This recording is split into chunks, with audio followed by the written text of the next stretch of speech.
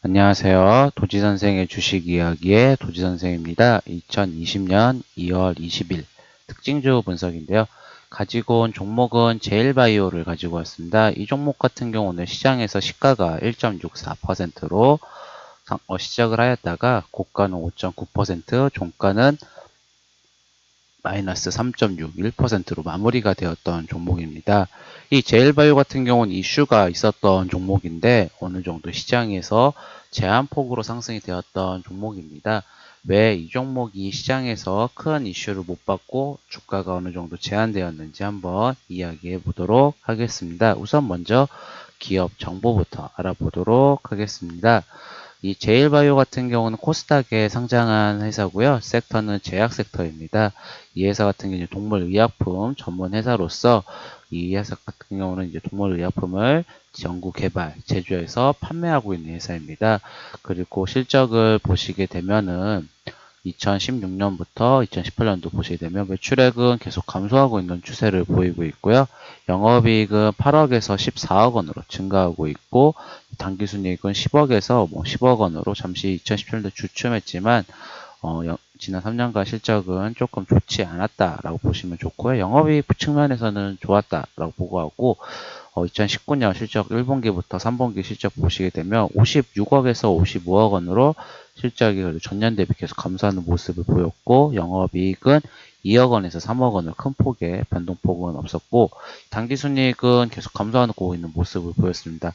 실적 부분을 평가해 드리게 되면 정말 좋다라고 평가하기는 좀 그렇고 정말 나쁘다라고 평가하기도 좀 그런 것 같습니다. 아무래도 그냥 좀 실적은 계속 적자가 당기순이익이나 영업이익이 계속 줄어들고 있는 모습은 조금은 안 좋지만 그렇다고 적자되는 모습을 보이지 않아서 이 회사가 정말 나쁘다라고 평가하기는 그렇지만 실적은 그냥 그저 그렇다라고 보시면 좋을 것 같습니다.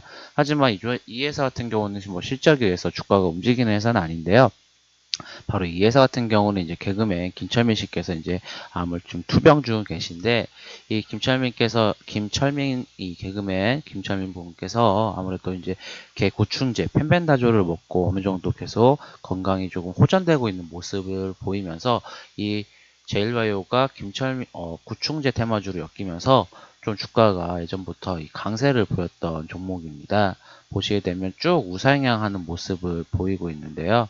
이, 이 종목 같은 경우는 아무래도 김철민 씨의 이제 그 건강적인 계속 나아지는 모습에 의해서 주가가 계속 강세를 보였는데, 이날도 되게 좋은 뉴스가 나왔어요. 김철민 분께서 이 구충제 복용 5자째가 되는데 이 내 MRI가 정상되었다. 결국은 예전에는 이런 펜벤다조 복용으로 이렇게 건강이 조금 호전되고 있는 모습을 보일 때마다 이 주가가 계속 강세가 나왔었는데 10% 이상, 20% 이상, 상한가 등 계속 강세를 보였었던 종목인데 어느 정도 이날은 상승이 좀 제한되는 모습을 보였습니다. 크게 상승한 것도 아니고 한 5.9% 정도밖에 상승이 안 나왔는데 예전에는 이런 소식이 있으면 상한가 가고 어느 정도 이렇게 제한되는 모습을 보였던 건 가장 제일 중요한 거는 시장의 주도 섹터가 지금 너무 강하다라고 보시면 좋을 것 같습니다.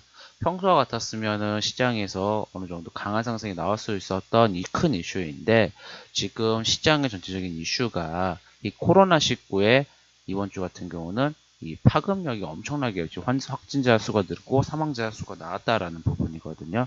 결국은 이 코로나19 영향으로 인해서 마스크주, 방역주, 진단키트주, 뭐, 택배주, 그리고 소셜커머스주 이런 종목들이 강세를 보이다 보니까 시장에서 이슈가 있어도 크게 상승이 제한될 수밖에 없다. 결국은 시장의 수급, 돈이 몰리는 곳이 이 코로나19 관련된 종목으로 가다 보니까 이전에 좋은 소식이 있었던 제일바이오뿐만 아니라 종목들이 큰 상승이 제한될 수밖에 없었다라고 보면 좋을 것 같습니다. 결국은 이 제일바이오 같은 경우도 결국은 이 같은 재료도 여러 번 주가가 올라가다 보니까 사람들이 내성이 생기는 부분도 있었고 가장 큰 이유는 아까 언급드렸던 거 수급이 주도 수급이 아니다 보니까 상승이 제한적으로밖에 나올 수가 없었다라고 볼 수 있고 또 하나 의 저항선을 뚫기에는 많은 거래량이 나오지 않았었죠.